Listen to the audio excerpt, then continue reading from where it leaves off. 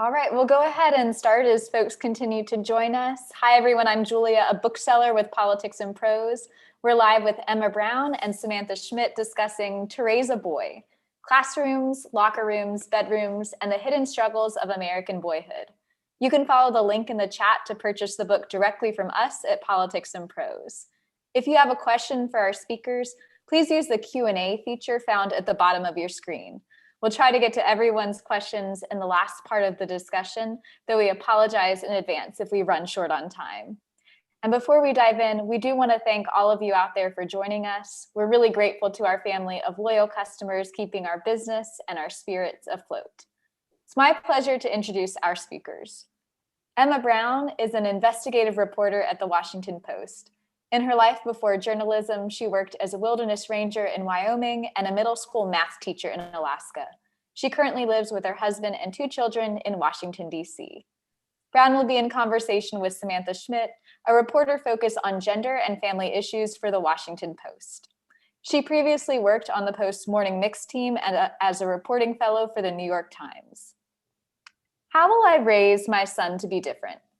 This question gripped Washington Post investigative reporter Emma Brown, who was at home nursing her 6-week-old son when the Me Too movement erupted. In search of an answer, Brown traveled around the country through towns urban and rural, affluent and distressed.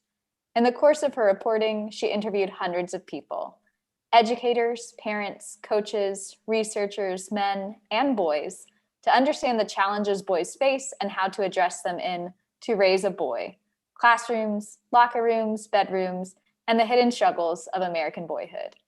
On behalf of Politics and Prose, please join me in welcoming Emma Brown and Samantha Schmidt. Thank you both. Thank you. Thanks for that awesome introduction. And thank you everybody for coming. I only wish that we could be together in person. Samantha, do you mind if I dive in with Yes, little... it's so exciting to be here, and I'm so excited about this book. And I think the best way to dive into it is just for you to read us a little bit. That helps us understand why you wanted to explore this topic. Great. Well, as Julia said, my son was 6 weeks old when this path to this book began. The first Harvey Weinstein stories broke, and I was nursing my son and scrolling through my phone and reading those stories and all the stories that came after that, thinking about how am I going to raise my son? And I realized I had never been sort of forced to think about that in the same way that I had been forced to think about how am I going to raise my daughter, having grown up as a girl. So I'm just going to read a real short part from the beginning of the book that helps explain how I came to write the book.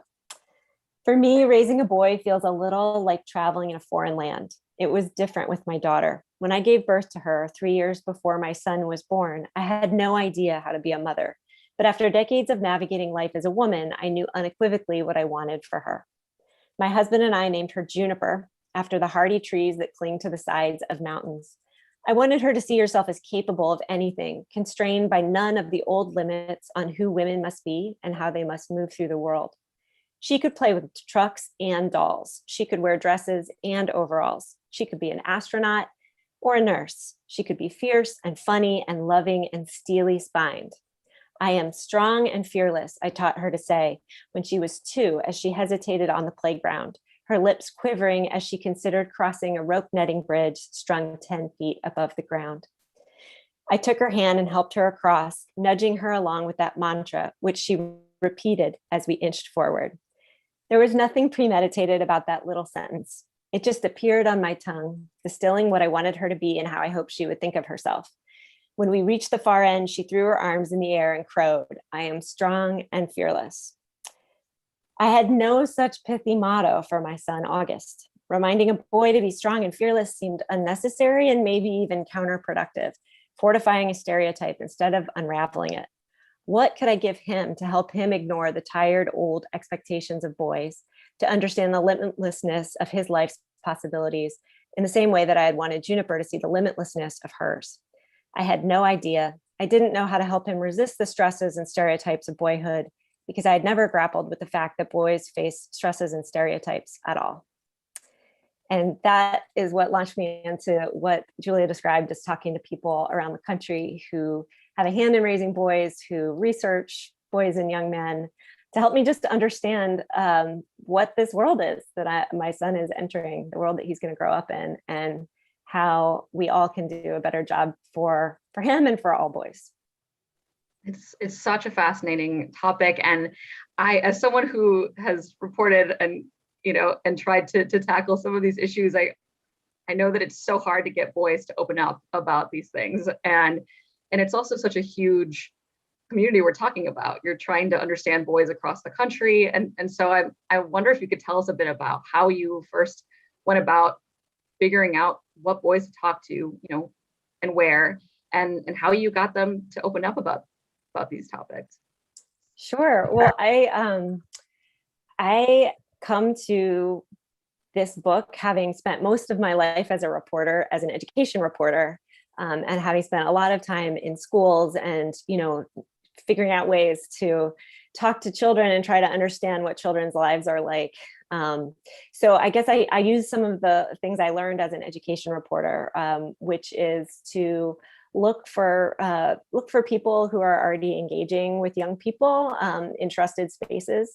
So sometimes that's teachers or coaches who can then introduce you to the boys and young men that they're working with.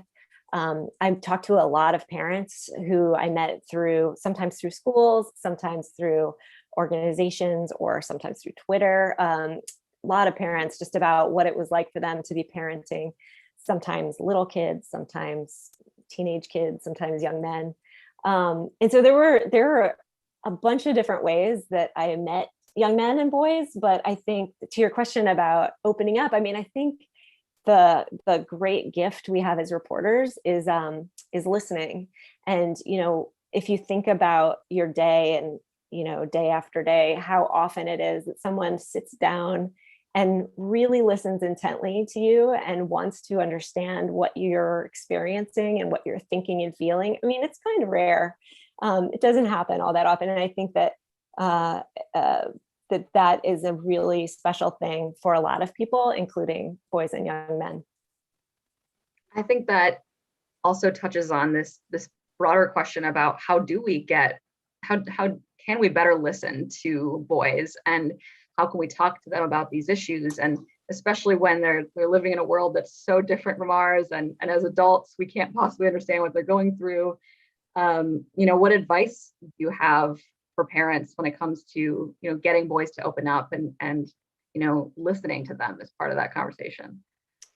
Yeah, I think that one of the really important things I learned in this research was about my own assumptions and stereotypes about boys. And so I think, one thing we all need to sort of grapple with and deal with are those assumptions and stereotypes. And one of those is, I think that's common, is that maybe boys don't want to be as emotionally intimate with their friends or family, that they don't want to talk about deep stuff or something. And I think that there's so much research that says that's not true. That I write in the book about a well-known experiment called the still face experiment, which is babies and their mothers come in to the lab, and at first they're just interacting. Of course, when you're in front of a baby, you can't help your eyes are, your face is animated. You're communicating with the baby because that's what we're sort of born to do as humans. And then the researcher tells the mother to just go flat, like no response. And the baby is watching the mother not respond and getting more and more upset. And it's actually, you can watch videos online. They're very hard to watch because the babies get really distressed. And what was interesting to me about that is there's no difference between boys and girls, really. Boys and girl babies, they both have this like really innate need and desire to connect. And so, I think that need and desire to connect doesn't go away as we get older, but we get different messages depending on our gender about how we connect with other people, how we're allowed to sort of recognize and acknowledge and express emotions. And so I think one really important thing we can do as parents or as people who care about boys is check that assumption that they don't want to connect deeply with us, because they do. And I'll just speak briefly about one father I met who I really admire and hope to emulate as my kids get older. My kids are only 3 and 6, but he had an 8th grader when I met him. And they had established a routine of walking their dog around the block, which sounds really simple, but it had become like a space where they could talk about really hard things. And his son could bring to him what was on his mind, even when what was on. I mean, he said when his son was 10, he asked him, "What is rape?" I mean, really like hard stuff. So I think that if we are open to creating spaces where we can connect deeply, that's a goal to keep in mind, at least for me. But you also write about in this book the fact that so many boys, and especially like teenage boys and college age boys, are feeling really alienated and kind of targeted by the discussions around the Me Too movement and toxic masculinity. And I'm curious if you have advice for how we can engage boys, and young men as part of this conversation and not make them feel like they're the problem. Yeah, I wrote in the book that I don't use the term toxic masculinity, and I think we should not use it as often as we hear it used, because what I heard from boys, like there's one high school student in St. Louis who said to me, "If you use that term, like, nobody's going to listen to the next thing you say." And what he was saying was, lots of my friends hear that and they think that they feel like they know where you're coming from, and where you're coming from is from a place of, attacking boys, attacking masculinity, which is not at all the space I wanted to be in. And so I think, the terms that I felt more comfortable using in my reporting and in my writing were the pressures boys face, because, man, we all face pressures, and boys certainly do. And that's something that they are happy to talk about. In lots of cases. And then there's a term that has been used for a long time by men who are trying to broaden definitions of masculinity, which is the man box, this sort of set of expectations that we have around what it means to be a boy. And I think, all over the place, actually, I saw in lots of different kinds of communities, saw teachers or counselors or coaches using the man box as a metaphor to help boys think about the messages that are beamed at them from the time that they're small, and to help them sort of reason through, like, these are just messages. They aren't actually how I have to be as a man. I don't have to never cry. I don't have to be the partner in a heterosexual partnership who makes more money, like all these kinds of stereotypes that get beamed at boys. So those are two of the ways that I felt like were more productive to talk about. To engage boys in this conversation. It's so interesting how I think when we often talk about the pressures facing men and boys, it ends up becoming a story about the way girls are impacted and the way women are impacted. And I was so struck by your decision in this book to start with how boys, how their pain and their experiences as victims of violence really is at the root of so much of this. And I remember one line in particular, you said, if we want to raise boys differently, we must start believing that they are equally capable of feeling pain and doing violence. And I'm curious if you can talk about your decision to start the book with that conversation and why you felt that was important. Yeah, thanks for that question. I think part of the journey of writing this book was I think I started from a place of thinking, well, if we raise boys differently, it'll be better if we raise our sons differently, it'll be better, we'll create a better world for our daughters, and ended up in a place where I think that is true, but also we'll also, and this is just as important, create a better world for our sons and for boys and men. So I started the book with a chapter about the sexual victimization of boys, because for me, it was the most profoundly affecting reporting that I did. It changed the way, it made me realize my own stereotypes and assumptions, and it changed the way I thought about boys and young men. And first of all, it's an astonishing number of boys and young men who are sexually assaulted, and it's obvious, women and girls bear this disproportionately, but the numbers are really high for men too. So 1 in 4 men over the course of his lifetime is sexually assaulted. One well-known study says as many as 1 in 6 before he's 18. And so that shocked me. And then the stories that I tell in the book, I focus a lot in that chapter on sort of sexualized attacks in the context of sports, which are sometimes called hazing, but I think are more accurately called sexual assault and sometimes rape, because many times boys did not recognize that what had happened to them was a sexual assault or rape, and adults did not recognize that what had happened to these boys was sexual assault or rape. For example, there was a young a middle schooler, a 6th grader, who showed up to a new middle school in Oklahoma, and in front of his whole music class, a couple of football teammates sexually assaulted him. And when he went to, he was infuriated, he was humiliated, and he went to tell the principal.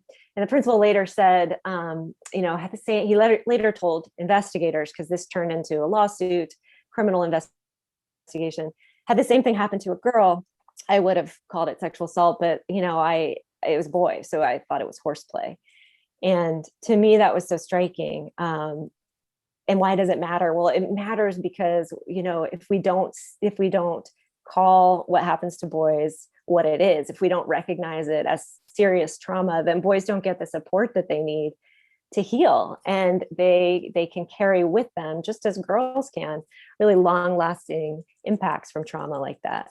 So I think, coming to terms with the idea that our boys can be hurt, and that when boys are hurt and don't get the support they need, that they are left sometimes without the tools they need to be caring in their own relationships, was a really important eye-opener for me.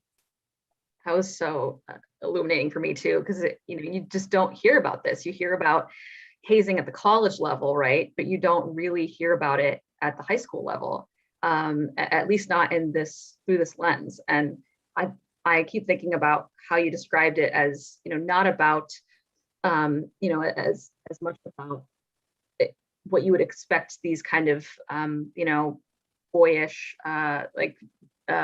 fights to be about, but it's about power in many cases, right? You talk about how it all has to do with certain, boys feeling that they have power, and also you really tie it to the peer pressures. And I wonder if you could talk about what you learn about the impact that these friendships and these relationships at the high school level have on these kinds of examples of violence.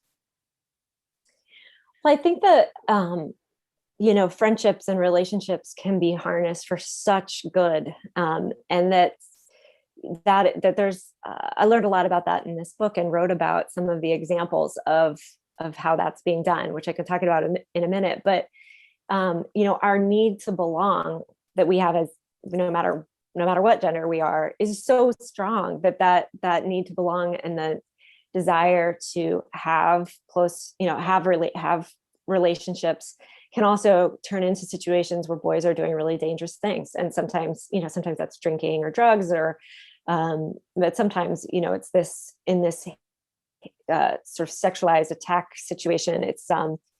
It's doing what you need to fit in, and sort of putting up with it, and then taking part in it as a perpetrator later.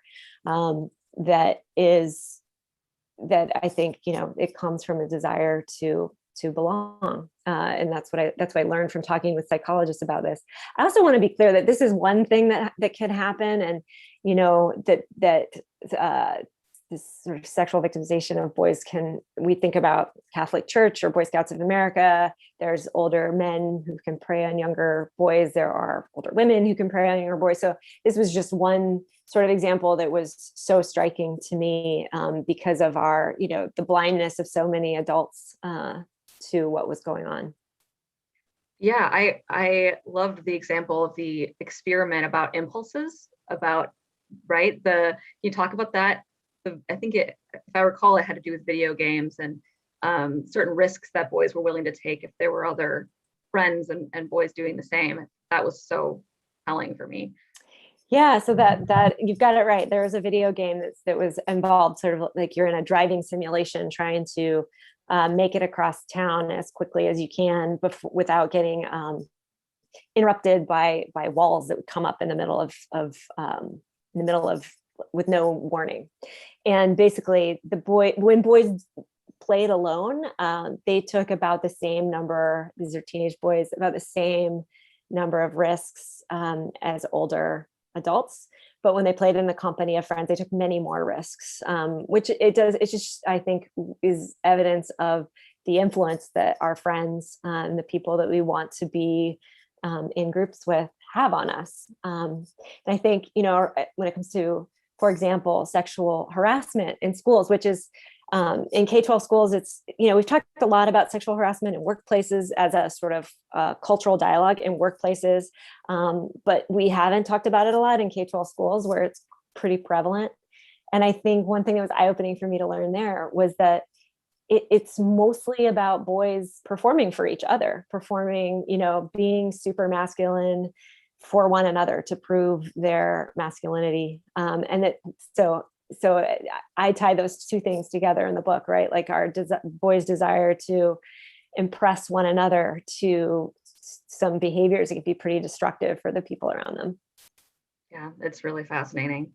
And I'm curious, kind of switching topics, but this is one that has really stuck with me and that I know has come up in conversations I've had with colleagues who have boys that are kind of the 12, 13, 14 range. You start kind of really experiencing the terrors of the internet and of the digital age and everything that's at their fingertips.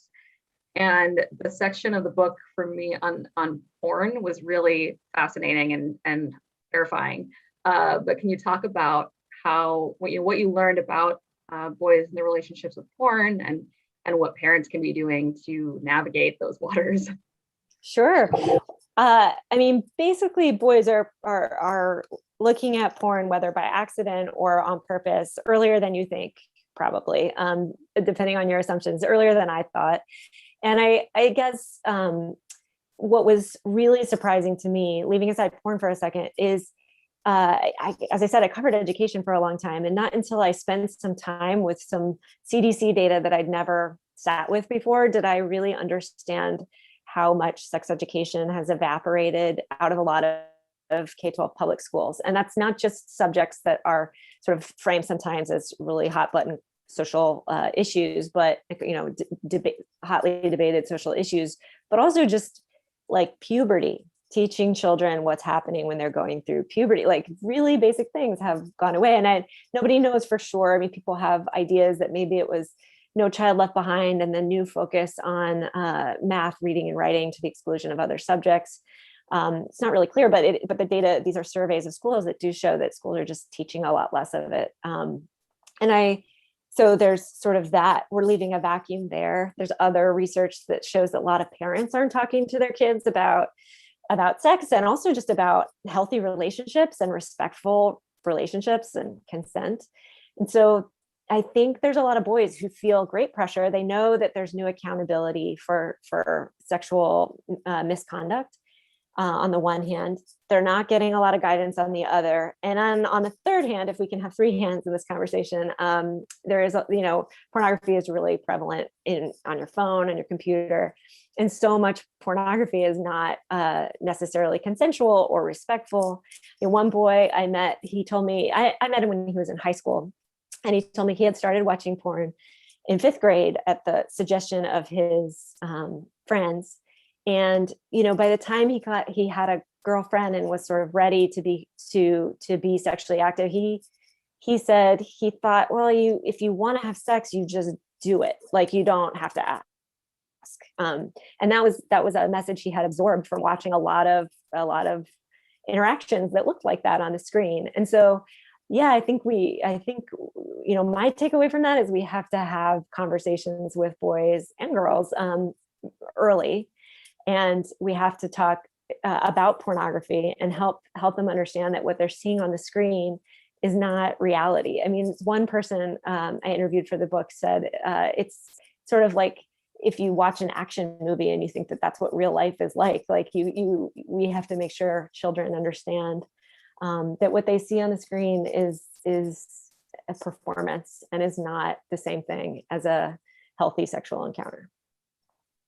I was so moved in the book by all of these examples of boys who were really trying to break the mold and were really trying to find a different way to talk about these things. And I know that they were really honest and open with you, but I'm curious if you could talk about examples you saw in which they were trying to, change the way that their friends talked about these issues, or really try to change the culture in their schools. Yeah, I think I finished this book with a lot of hope because I met so many boys I met so many people and organizations that are trying to do better by boys and help them in so many ways. But really hopeful was the boys who are leading and who are working in their own communities or in their own schools to do this. So for example, here locally, Georgetown Day School has a group called Boys Leading Boys that was founded a few years ago by boys, and they get together and they talk about things they talk about masculinity, they talk about pornography, they talk about consent, they talk about if you're at a dance and like how do you know if you have consent to grind with this person. Like they know what they are struggling with and what seems unclear or troublesome for them, and so they have a space to talk about that there. So that's one example. But I also met a sixth grader in California who said to me, and I just wanted to hug him. He said, boys, that saying, boys will be boys. Well, that means boys can be anything they want. That means they can be compassionate, they can be creative. We don't have to be bound by the social stereotypes. I mean, this was quite a sixth grader, but he was in a school where that was what he was learning. That's amazing. I loved the example of one of the boys in one of these groups where they would almost use it as like a code word, like a cuff, like boys to men, like, don't do that, don't say that, you know better. We talked about this in our group, and the fact that they're finding those kind of natural ways to just call each other out on things on a daily basis was just awesome. And I wanted to make sure to ask about the chapter that I thought was so important, and one that I'm sure was informed by a lot of your work reporting on equity in schools as an education reporter. So I'm curious if you could talk about how you approached the chapter on racism and violence and trauma, and kind of how you saw that fitting into the thesis of the book. Yeah, I think that as a, I guess I'm struggling because what I want to say, first of all, is that it's a hard thing to write about I mean, I felt sort of nervous in this book about being a woman writing about boyhood, to be a white woman, trying to offer something into the world that would be useful about what it's like to be a Black boy in this country was felt doubly sort of difficult. And I hope I did justice by the young men and the boys who spoke to me. I think, what I heard from boys across the board, I think all boys face sort of a common set of pressures, but the Black boys I interviewed and met and spoke to for this particular chapter, many of whom live in Chicago, where I visited a couple of efforts to deal with trauma. They deal with just a different, another layer when it comes to race and racism. And, one of the things that I heard that has stuck with me is, I think a lot of boys, as I said, are conscious of the new accountability around sexual misconduct. But for Black boys and boys of color, I think told me they feel like they have to be so careful because of the history of false accusations of sexual assault and rape against Black boys and young men. And so they were, on top of a lot of other issues we talked about, that's something that has stuck with me, with really young boys bringing up, for example, Emmett Till. I mean, super aware of the history that we all live with, and gave me new insight into sort of the additional pressures that they feel when they're trying to navigate what can be really tricky territory for any boy. Thank you. I thought what was so powerful about your book was that you wove in such diverse voices throughout the book. And I felt like every chapter had, kids from all over the country, from all socioeconomic and backgrounds. And I thought that was so important. And I think too often when we write about this issue, when we write about gender and masculinity, we write about it through white people, and too often in focused on more progressive schools and looking at the coasts. But I felt that your book just really covered so much territory.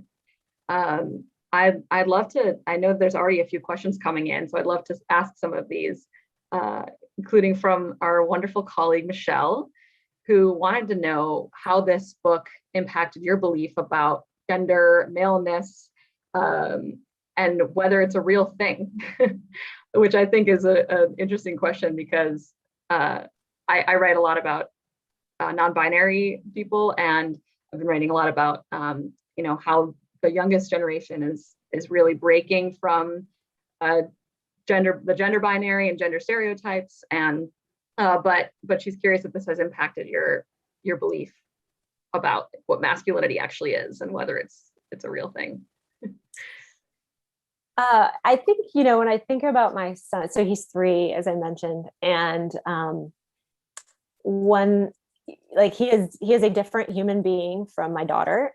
He, for example, he's like super classic in that we gave him all the same dolls. He literally had like all the same toys as my daughter, but instead of gravitating towards them, she used to take animals and like put them to bed under tea towels to take care of them, and he gravitated towards trucks. So it was like very stereotypical, right, differences. And so I think on the one, they are different human beings, and in the book I write about research around sort of the flood of testosterone in the uterus when a person is pregnant, and how that perhaps how that has been linked by researchers to some of these early toy preferences. And so there's something, all of our kids are born with certain strengths and certain aptitudes and certain passions. But what I came away thinking from all of this research was, but when you hear that your kid is going to be born with a certain set of genitalia, you don't know who your kid's going to be in any way. Because, yes, there are small average differences between men and women, say, on different character traits, but there's so much overlap that when your child is born, you just don't know where they're going to fall on that sort of, bell curve of aptitude for whatever skill, or, whether it's math or reading or whatever, whether it's empathy. You just don't know. And so I think, my takeaway from this may not be exactly what Michelle was asking, but my takeaway is like our jobs as parents is to be open to who our kids are and to give them lots of experiences so that they can, their brain can grow and they can get better at all of the various things that they're going to get better at, and not close off opportunities to them because we think we know who they're going to be or who they should be. I think that's such an important point. And, in my interviews with experts about, gender and the trans community and looking at the whole spectrum of gender, they always reiterate that it's not just about hormones. It's not just about, that sex and gender are both fluid and non-binary. And a lot of it, you look at just the variety among females, among girls, and among boys, and there's just as much variety in terms of gender expression and everything within these genders. And so just imagining the spectrum and how the way you express yourself and identify can really be across the board. Well, one thing that comes to mind is this research that's been led by researchers at Johns Hopkins, where they're surveying 10 to 14-year-olds all around the world. And what they have found about gender, basically about all aspects of gender. And what they have found is that there's a really sort of extraordinary global script, as they put it, as to what's expected of boys and what boys are taught to do, and what's expected of girls and what girls are taught to do. And it's what you would expect, right? Girls are supposed to be submissive and beautiful, and boys are supposed to be dominant and strong. But they also found that those definitions are loosening more quickly for girls than they are for boys. And I think that's interesting because, I mean, you and I have talked about this, Sam. Girls can be tomboys, and in fact are often, applauded for being tomboys because they're strong and they're, not being held back. There's no equivalent for boys. Like, there's no one cheering on a boy, or very few people in our culture, I think, for being girlish. And so what is masculinity? I mean, I think, or what is masculine? I mean, I think that it's really impossible to separate questions about where, it's just impossible to take out the part of masculinity that is everything that we learn and everything that we pass down and teach our kids. So interesting. And I think it's just that lack of freedom, right? That those constraints to the man box, just thinking about, what would happen if we got rid of those constraints. I think it's just a fascinating question. Let's see. I think a great question from Josh. Hi, Josh White. Hope you're doing well.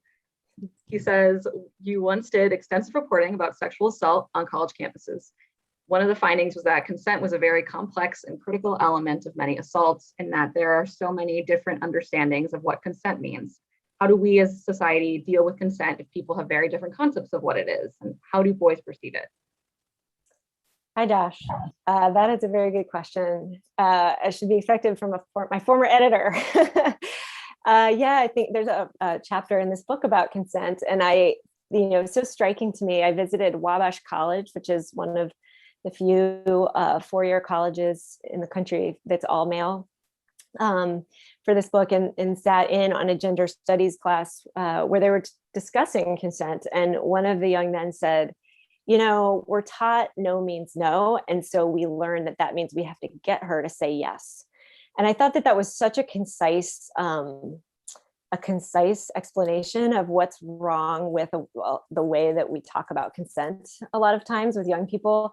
In a lot of schools I've been in, it's taught no means no, or now it's more sometimes taught yes means yes, but it's often just taught in these sort of like pithy statements that don't get at the complications and the nuances of actual long lived experiences.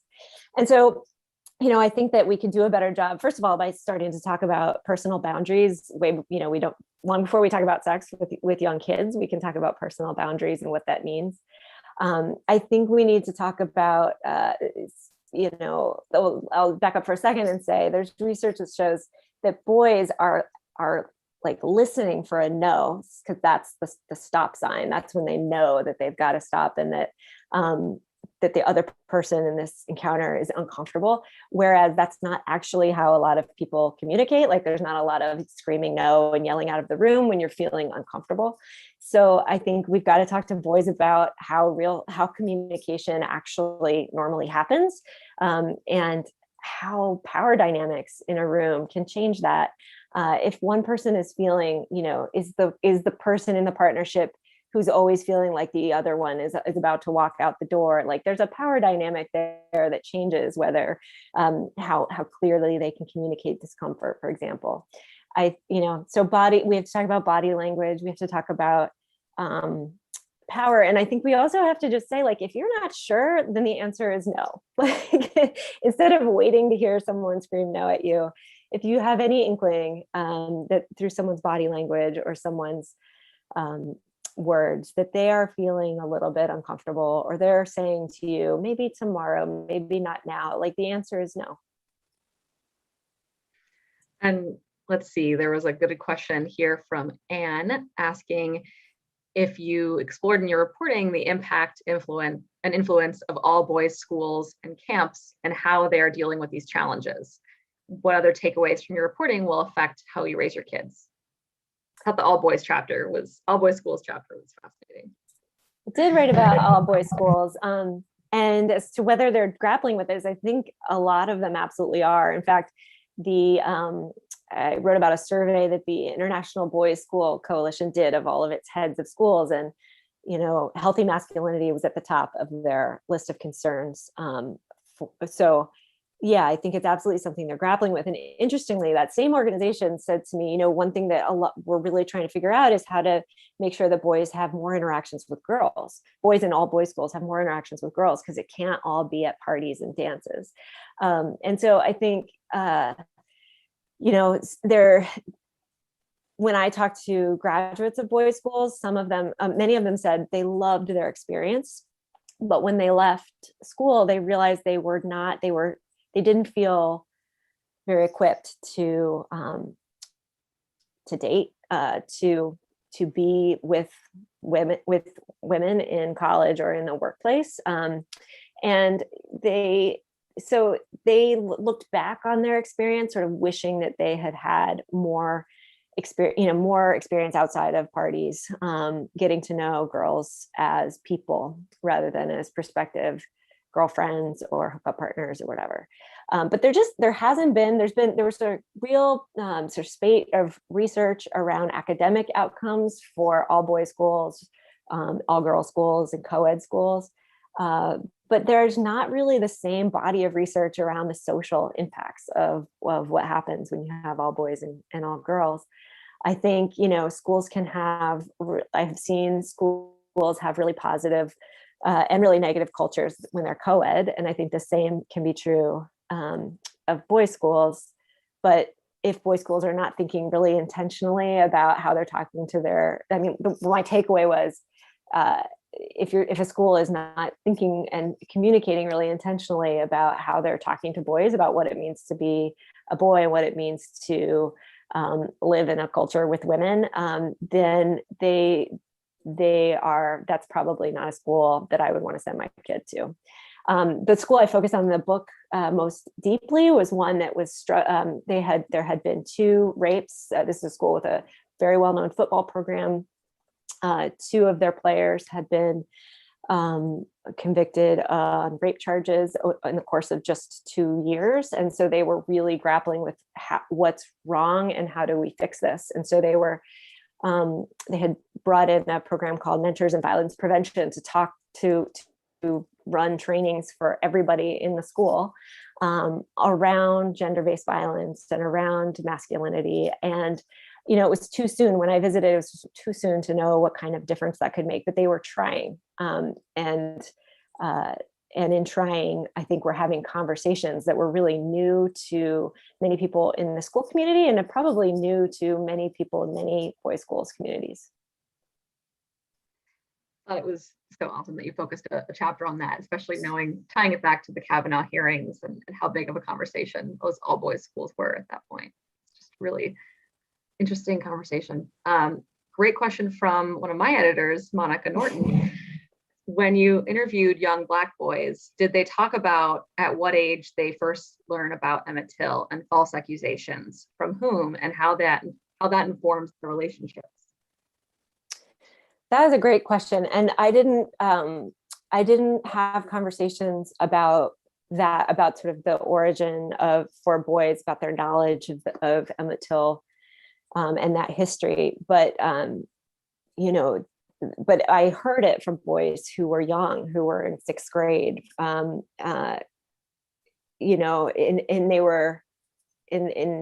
they would like it wasn't me asking them about it, they'd bring it up. So I think that so I haven't had those conversations, but one thing that comes to mind is just sort of around race and sexual assault or victimization, is just research that shows that because we as a culture tend to see, I think there's a lot of research showing that we tend to see Black boys as older than they actually are, for example, to judge them differently, to hypersexualize Black boys and young men, for example, that young Black boys are more likely to have the language is kind of tricky because they're too young to consent, but they're having sexual experiences that they may even consider, something that they wanted. But they're much more likely to have those experiences early on. And so I think that the questions about how our racial, racism and our perceptions of Black boys play into their own perceptions of what happens to them and when they are victims is a really difficult and important conversation to have. Wow. I think there's a lot of questions here about how this has impacted your own parenting. Lindsay Layton asked, how has this work affected your own parenting approach? And Justine asked, do you have any tips on how to raise a boy to be empathetic and caring towards others? So for one thing I find myself doing consciously is thinking about and talking about feelings out loud with my son. He again is 3, but some of the research that I read shows that parents spend less time talking to their sons than their daughters about emotions, and that just gives their sons less practice in articulating what other people might be feeling, what they are feeling. And so I find myself doing that a lot, both in terms of asking him, how are you feeling? Telling him how I'm feeling, and in books asking like, how do you think that character feels right now? And is that going to help him become a more empathetic and caring person? I hope so. Like, I hope that by giving him practice and articulating those things now and continuing, that he will, that'll give him the practice that he needs for that to be second nature.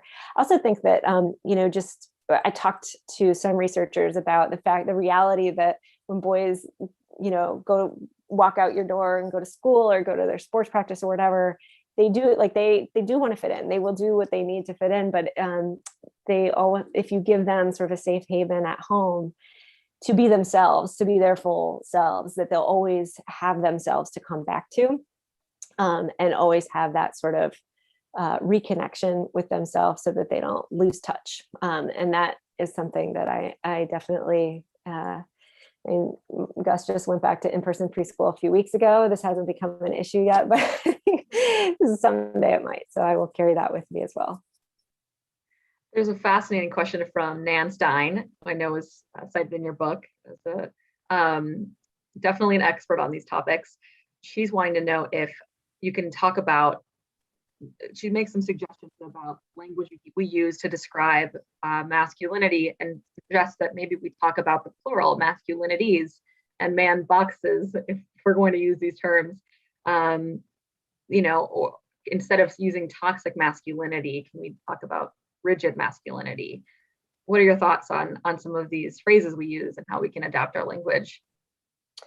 Well, I think that, thank you for the question, Nan. And I think that using the plural is really helpful, actually. It's something I did not do in this book, but I see the wisdom in it for a few reasons, right? Because while there are common sort of expectations around boys and men, that they do differ depending on what community you're part of, right? So there are sort of multiple masculinities that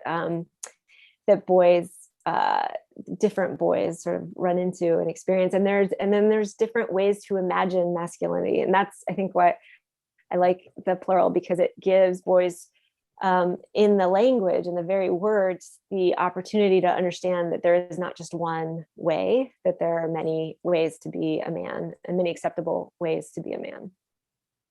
It's so interesting because we don't use the word femininity very often, right? I mean, not as often as we use the word masculinity, I think, right? I mean, we talk about feminism, but even just the word femininity implies something that I think a lot of women don't necessarily identify with. So I think thinking about, talking about gender in equal ways also can help break some of those barriers, right? And break down some of those walls around the box.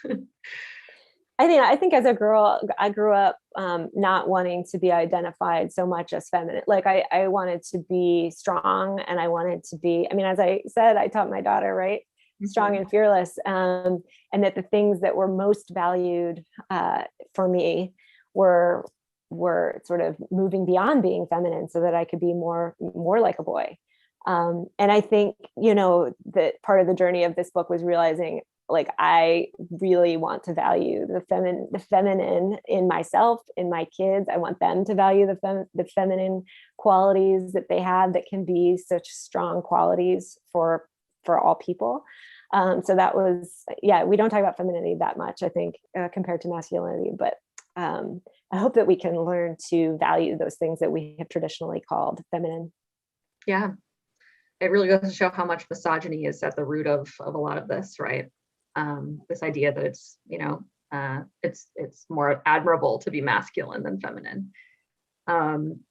Great question from Savalai about how things are changing for younger generations, and looking at how much young people, Gen Z, is really kind of reframing the way they think about gender roles. I mean, did you find that boys ages 12 to 18 are conforming to gender roles or even thinking about it? I mean, how have their mentality, how have their thoughts about gender roles shifted? I think there's a diversity depending on the community that you're in and the family that boy has grown up in. I mean, I definitely met boys who were pushing the boundaries of traditional boyhood. They would wear their hair in braids, or in ways that were not sort of traditionally boyish. But I also met boys who felt very traditional and very much like, one young man, I think he would be considered Gen Z. He told me about being told by his father when he was 6, you may not cry and you may not dance. He really loved dancing. It was like his expression of joy, and his father told him it was gay. So, he got these very strong and very traditional messages about what is appropriate for him as a boy. And I think that speaks to just the polarization in our country around a lot of issues. But in my experience talking with boys, that polarization around what it means to be a boy is really evident. A question from Linda Rothbart about how your framing on boys and men centers on various forms of violence. And we've just talked about how we want to bring out more of the positive characteristics of femininity of that women have.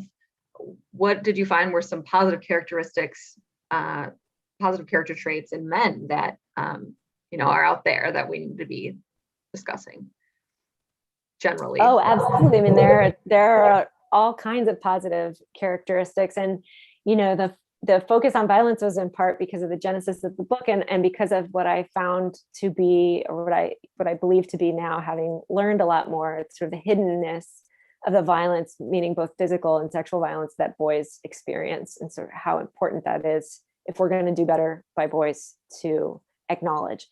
But I mean, fathers are awesome, and there are awesome fathers who are really working hard to help their boys grow up with the skills that they need to have strong relationships. And also, I think, struggling sometimes with the tension between wanting to help their boys sort of be who they're going to be and completely embrace that, and also not wanting them to be, to run into the cruel world that can be a hard place for boys who don't sort of conform, right?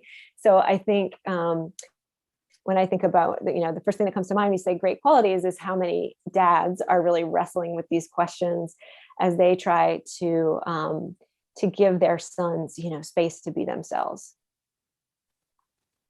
There's time probably for one more question, and I don't think we have one, but I guess on that same topic, I mean, what makes you hopeful for the future? Any other things that give you hope about raising your son? Yeah, I do feel like that I told you the story about the sixth grader who's like my touchstone for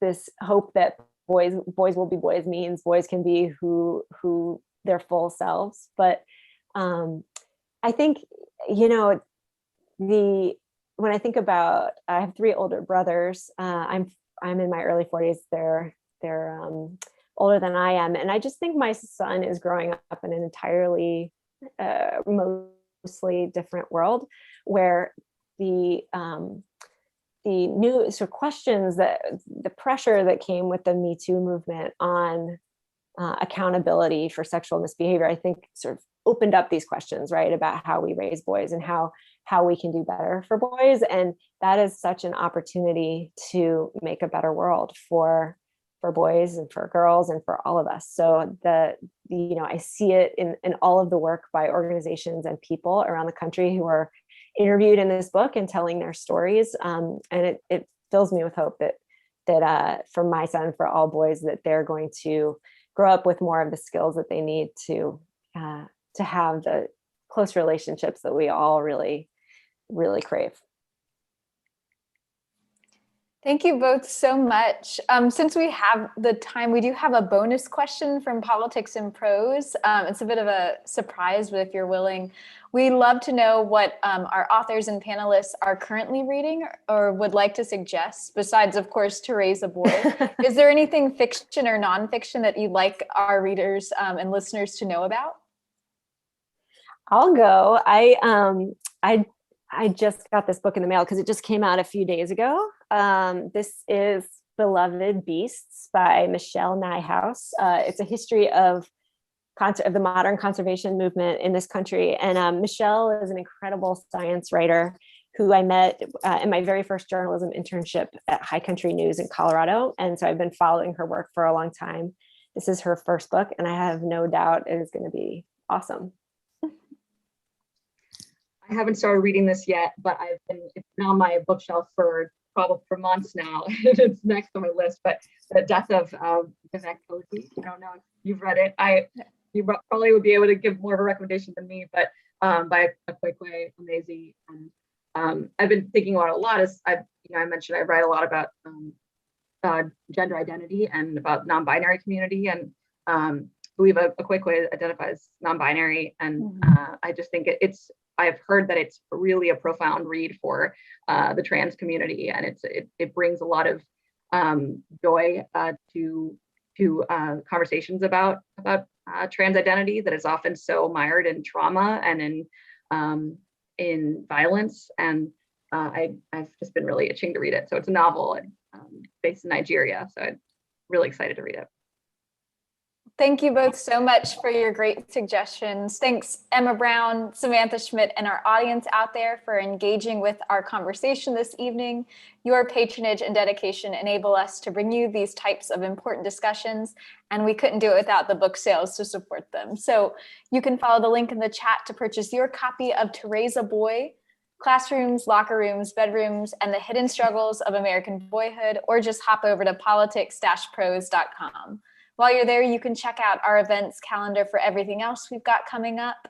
And from our shelves to yours, we hope you're out there staying safe, staying strong, and of course, staying well read. We'll see you next time.